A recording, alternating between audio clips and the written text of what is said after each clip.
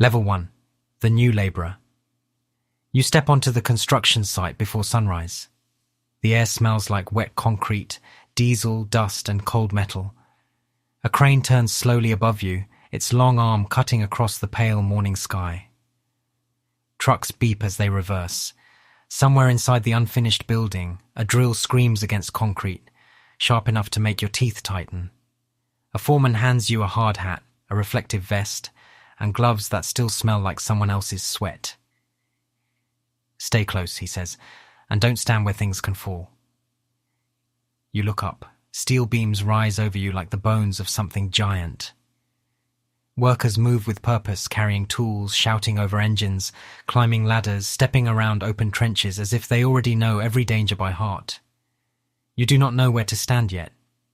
You are the new guy, the one who carries, cleans, waits and learns. But every building begins with someone at the bottom, looking up. How far can you climb before the job starts building you too? Level 2, the material runner. By the second week, you learn that the lowest person on a construction site is also the one who moves the most. You are not trusted with the saw yet. You are not trusted with the plans. Nobody asks you to measure, cut, weld, frame, wire, pour, or inspect. But everyone needs you. A carpenter shouts for more plywood from the other side of the slab. An electrician needs conduit carried up 2 flights of unfinished stairs. A plumber points toward a stack of pipe and says, "Bring those over here." Someone else needs a ladder moved, someone needs extension cords, someone needs buckets cleared from a walkway before the concrete truck arrives. You run, across mud, over cables, around rebar sticking out of the ground like metal ribs. Your boots get heavier with every step. Dust sticks to your sweat. Your shoulders ache from carrying things that are always awkward, never balanced, and somehow needed right now. If you are slow, someone yells. If you bring the wrong thing, someone yells louder. At first it feels like nobody respects you. Then you start to notice something. The site depends on motion. Materials must arrive at the right place before the right worker can begin. A missing board delays a wall. A missing tool slows a crew. A blocked path makes a machine wait. And when a machine waits, money disappears by the minute. You are still at the bottom. But you are beginning to understand the rhythm of the job. You learn which workers explain and which only bark. You learn where not to walk when a load is overhead. You learn to listen for backup alarms without turning your head every time. You learn that construction is not chaos. It is pressure moving through people. And for now, you are the one carrying it. But soon, carrying will not be enough. To climb higher, you must learn how to build. Level 3, the skilled apprentice. You move up when one of the older tradesmen stops calling you new guy. It happens on a hot morning when you bring him the right tool before he asks for it. He looks at you, then at the tape measure clipped to your belt and says, "Come here, hold this end." That is how your apprenticeship begins. At first the work looks simple from the outside. Measure the board, mark the line, hold the pipe steady, keep the ladder from shaking, pass the drill, watch the level, clean the cut. Do not talk too much, but every small task carries a rule you do not know yet. A line must be marked on the correct side of the blade. A wall stud must sit exactly where the plan says, not where it looks close enough. A pipe must slope just enough to drain, but not so much that it throws off the rest of the run. A hole drilled in the wrong place is not just a hole. It is a problem someone else must hide, fix, or explain. Your hands start learning the language of the site. The weight of a tape measure snapping back. The vibration of a drill when the bit bites cleanly. The smell of sawdust mixing with concrete dust. The sting in your eyes when wind pushes grit under your safety glasses. Your mentor does not praise you often. He corrects your stance. He tells you to keep your fingers clear. He makes you redo a mark because it is off by less than half an inch. At first it feels cruel. Then you watch him reject his own work for the same reason. That is when you understand. Skill is not speed. Skill is caring about mistakes before anyone else can see them. If one wrong measurement can change the whole wall, how much can one mistake change you? But once you learn to build under someone else's eye, the next step is doing the work under your own name.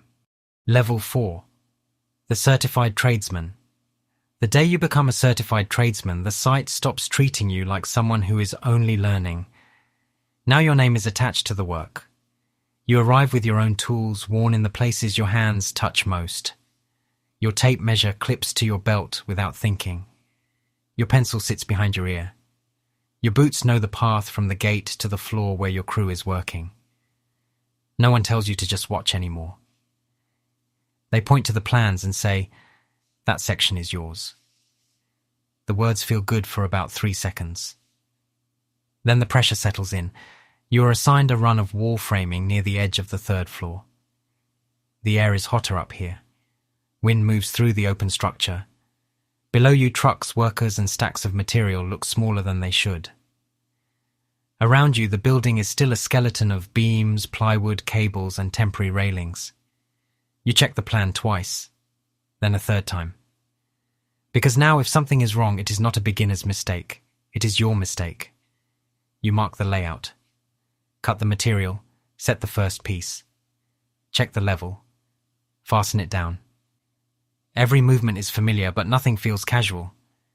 A bad cut wastes material. A crooked frame slows drywall. A misplaced opening forces another trade to adjust.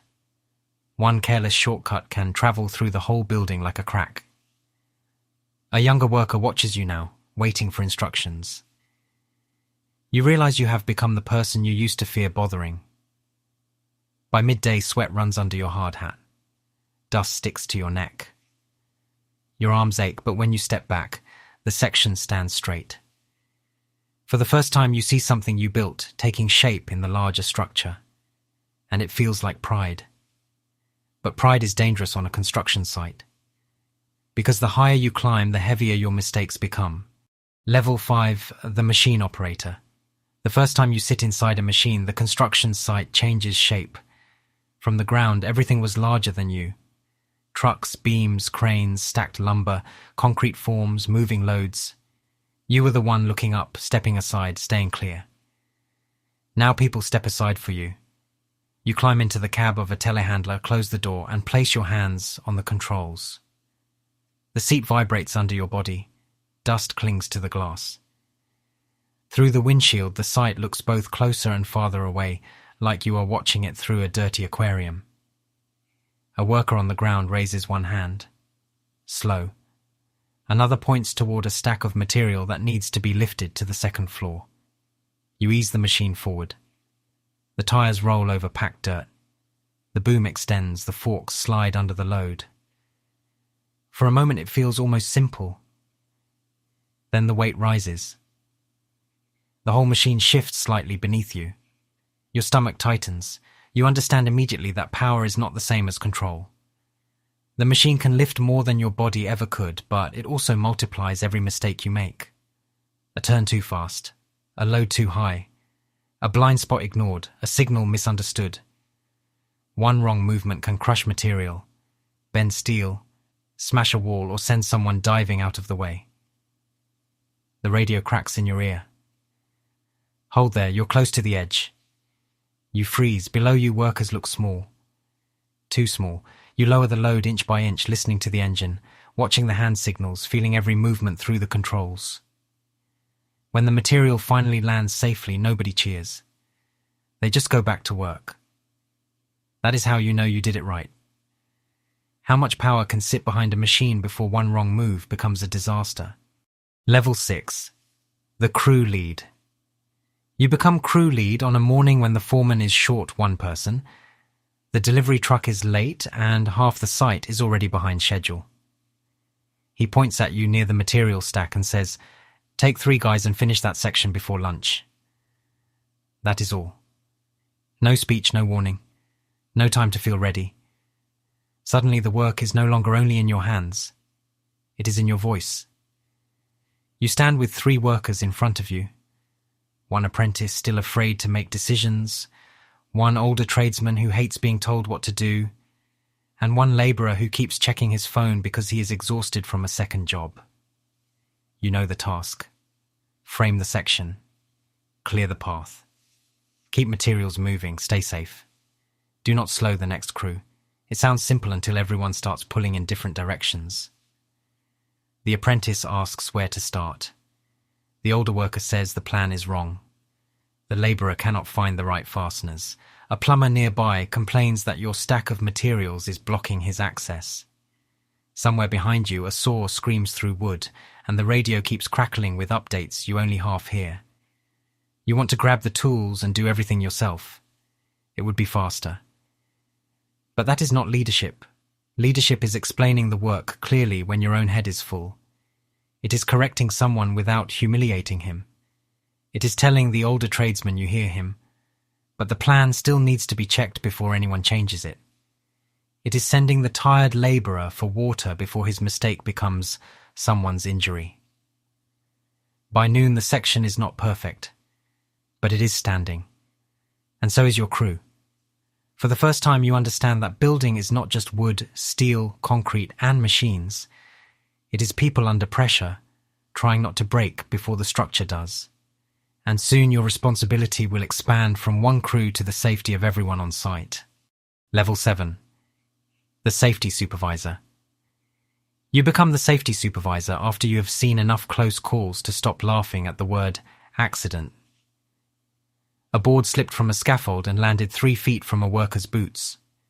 A labourer stepped backward into an uncovered opening and caught himself only because someone grabbed his vest. A saw kicked hard enough to leave a man staring at his own hands like he had just met them for the first time. Nothing happened, people said. But you know better now. Nothing happened because luck stepped in before gravity did. Your new job is to notice danger before it becomes a story told in the break room with a lower voice. You walk the site with a clipboard, radio and hard hat, checking guardrails, extension cords, ladders, harnesses, trenches, temporary stairs, and the small shortcuts workers take when they are tired, rushed, or too confident. At first, people hate seeing you coming. A crew lead rolls his eyes when you tell him to secure a loose railing. A machine operator says he only needs 2 minutes to move a load without a spotter. A worker complains that tying off slows him down. Everyone wants the job done faster. Nobody wants to be the reason it stops. Then you see a young apprentice standing too close under a suspended load. You shout before you think. The whole area freezes, the load swings slightly in the air, heavy enough to end a life without touching the ground first. The apprentice steps back, pale and embarrassed. The operator curses under his breath. The crew loses 5 minutes resetting the lift. But the apprentice walks away. That is the math of this rank. You trade speed for people who get to go home. What is the cost of speed when safety is the thing everyone notices only after it fails? Level 8. The site foreman. When you become the site foreman, the construction site stops sounding like noise. It becomes information. The backup alarm from the concrete truck means the pour is starting late. The saws on the 4th floor mean the framing crew is moving again. The silence near the south stairwell means someone is waiting for an answer. The angry voice on the radio means 2 trades have reached the same space at the same time, and neither one wants to move. You start each morning before the crews spread out. Plans under one arm, radio clipped to your vest, coffee already cold in your hand. You walk the site while the sky is still pale, checking deliveries, open edges, material stacks, weather, access paths, and the places where yesterday's problems will become today's delays. Everyone needs you. The electrician says the wall cannot close until his conduit is inspected. The plumber says the electrician is blocking his run. The concrete crew says they need the forms cleared now. The delivery driver says he cannot wait another hour. The owner's representative is coming at noon. The inspector may show up any time. You no longer build one section, you move the whole site. And the site fights back. A storm rolls in earlier than expected. A shipment arrives with the wrong size steel. One crew is missing 2 workers. A lift breaks near the loading area. A young labourer cuts through a marked walkway because nobody explained the hazard clearly enough. Every small problem wants to become a large one. So you keep walking. You answer the radio. You redraw the sequence. You move one crew upstairs and another outside. You calm the angry subcontractor without promising what you cannot give. You tell the project manager the truth even when the truth is ugly. By sunset, the building has changed. Only a little, but enough. And tomorrow everyone will ask you to make it happen again. Level 9, the project manager. When you become the project manager, the site follows you home. Not in mud on your boots or dust in your hair, though some of that still happens. It follows you through emails, schedules, cost reports, change orders, inspection notes, subcontractor calls, and messages that arrive long after the crews have gone home. Your office is a trailer at the edge of the site. The floor shakes when trucks pass outside. The walls are covered with drawings, calendars, safety notices, delivery schedules, and red marks where the project is already slipping. Through the window you can see the building rising floor by floor while your laptop shows the part no one outside the trailer sees. Numbers, dates, penalties, delays. A concrete pour moved by one day changes the framing schedule. A late steel delivery pushes back the fireproofing crew. A failed inspection blocks drywall. A design change from the owner adds cost, and every subcontractor wants to know who is paying for it. You used to think construction happened with hands. Now you see how much of it happens through decisions. A foreman calls because two trades are fighting over space on level 6. The owner wants faster progress before the next funding meeting. The accountant asks why labor hours are running high. A subcontractor threatens to pull his crew if an invoice is not approved. Everyone speaks as if their problem is the only problem. And you have to hold them all in your head at once. You walk the site every afternoon because you are afraid of becoming someone who only knows the building through spreadsheets. You touch the concrete. You look at the workers. You listen to the machines. You remind yourself that every line in your schedule lands on someone's back. When concrete, contracts, money, and human lives all depend on your decisions, is this still just a job? Above this level, there is one seat left, the one where every risk becomes yours. Level 10, the general contractor. At the top, the construction site looks different. You no longer see only beams, trucks, scaffolds, tools, and crews moving through dust. You see contracts, insurance, schedules, liability, reputation, cash flow, weather delays, labor shortages, material prices. Every moving piece has a cost, and every cost has someone waiting behind it. You stand on the upper floor of the unfinished building with a hard hat under your arm. Below you, the site is alive. A crane swings steel into place. Workers in reflective vests cross the slab. A concrete truck backs toward the pump. Radios crackle from every direction. The building is not finished yet, but it already feels too large for one person to hold. And still everyone looks to you. The project manager needs approval for a change order. The foreman needs more manpower. The safety supervisor wants a shutdown near the south edge.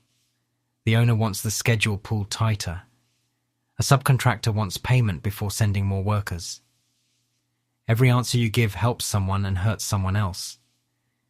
This is the rank you once imagined as control, but control is not what it feels like. It feels like weight. Because now a shortcut is not just a shortcut. It is your risk. A delay is not just a delay. It is your penalty. A bad hire is not just an inconvenience. It is your responsibility. A serious accident is not just a tragedy on the site. It is a name you may carry for the rest of your life. You look down at the labourers moving materials across the ground floor. One of them pauses, looks up, and adjusts his hard hat. For a second you see yourself, after climbing every rank. Do you control the construction site, or has the site built you into something else? You begin at the bottom, a new labourer in a hard hat that does not feel like yours yet, standing in dust before sunrise, trying to understand where it is safe to place your feet.